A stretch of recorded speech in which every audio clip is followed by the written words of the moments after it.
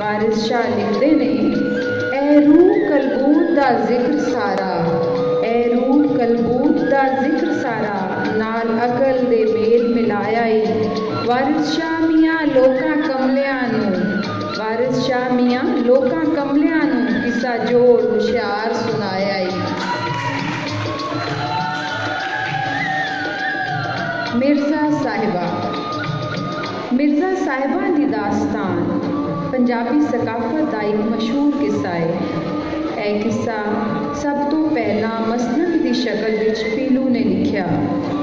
पीलू शायर भी सी ते गायक भी, इसलिए उन्हें यह किस्सा लिखा भी ते बादों यह किस्सा गाया भी, जिसकी वजह तो यह किस्सा पंजाब विच ढेर मशहूर होया।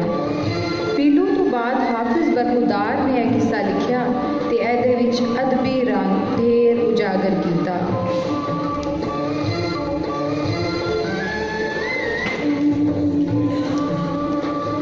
सोहनी महिवाल।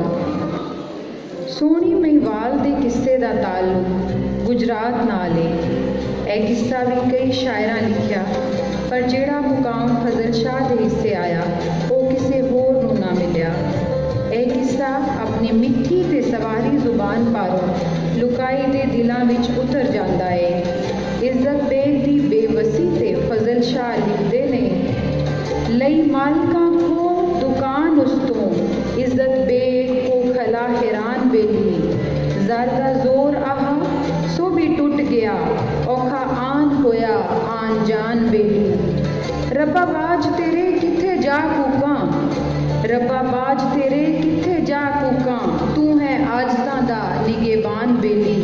आइयां कुल मुसीबतां जोर करके, कीता दर्द फराक तूफान बेली। लैला मजनू।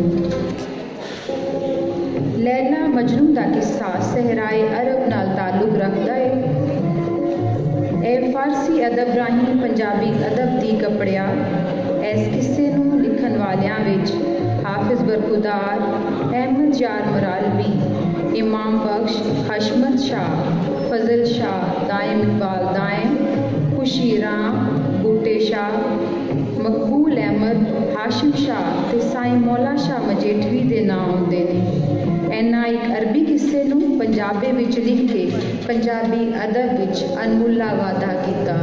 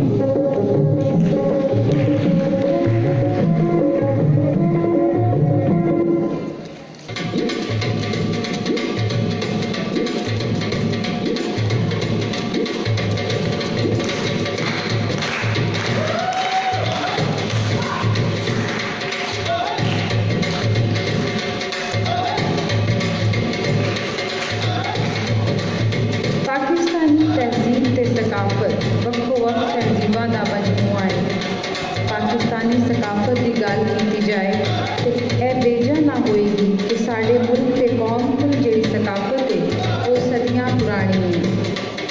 यह सकाफत सानू साढ़े वड्डियां कोलों विरासत विच मिली। पाकिस्तानी सकाफत की सब तो वड्डी ते खास गल है कि इहदे विच कई रैतलां अपना हिस्सा पा के इहदा रंग होर दिखा रहा है। इसलिए किते कश्मीरी रंग उजागर हो जाता है तो किते पश्तो, किते सिंधी का सूफियाना रंग सामने आता है तो किते पंजाब